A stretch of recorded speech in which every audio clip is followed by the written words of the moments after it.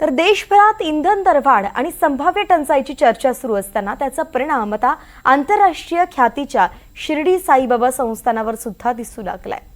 साई भक्तांच्या सेवेसाठी आणि संस्थांच्या विविध कामकाजासाठी वापरली जाणारी तब्बल 150हून अधिक लहान मोठी वाहनं चालवताना संस्थांसमोर इंधन बचतीचं मोठं आव्हान उभं ठाकलंय। याचाही आढावा घेतलाय आमचे प्रतिनिधी सुनील दवंगे यांनी। पाहूयात।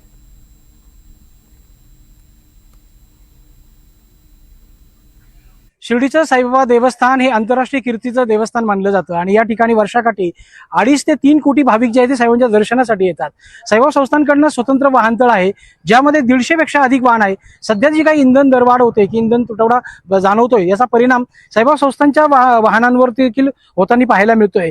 साईबाबा संस्थांकडे बसेस, कार आणि इतर जी वाहनं मिळून आहे 150 वाहनं जी आहेत ती वाहनतळामध्ये असतात। यामध्ये जवळपास 26 पेक्षा अधिक बसेस ज्या आहेत सध्या चालू स्थितीत आहेत।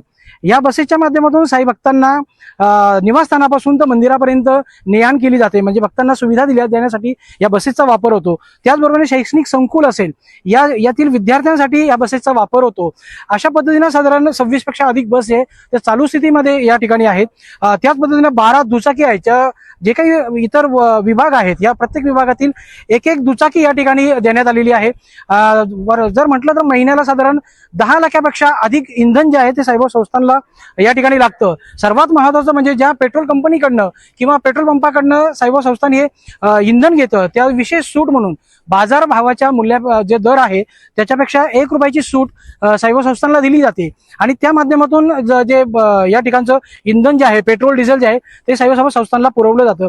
एकंदरीत म्हटलं साईबाबा संस्थान आता EV ज्या इलेक्ट्रिक व्हेकल जे आहे त्याकडे वळताना देखील पाहायला मिळतंय।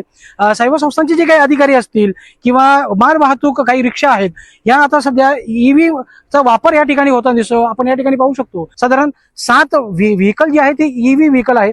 एकंदरीत जर म्हटलं तर इंधनाचा वापर कमी व्हावा, त्याच पद्धतीनं प्रदूषण टाळावं आणि साईबाबा संस्थान जे आहे ते ऊर्जा सर्वपूर्ण व्हावं, यासाठी साईबाबा संस्थानचा एकंदरीत मानस असतो। जे काही जुन्या बसेस साईबाबा संस्थानकडे आहेत त्या बसेसचा लिलाव करून आता आगामी काळामध्ये EV बसेस घेण्याचा साईबाबा संस्थेचा मानस आहे। त्यासाठीची प्रणाली जी आहे ती सुरू करण्यात आलेली आहे, कायदेशीर पूर्तता केली जाते। साईबाबा संस्थानकडे जी काही 150 वाहनं आहे त्यातला कमीत कमी वाहनाचा वापर साईबाबा संस्थान करते, कारण की इंधन दरवाढ झाल्यानंतर आता प्रत्यक्ष साधारण 25 ते 30 हजार रुपयाचा जो अतिरिक्त भार आहे तो साईबाबा संस्थांवर पडणार आहे।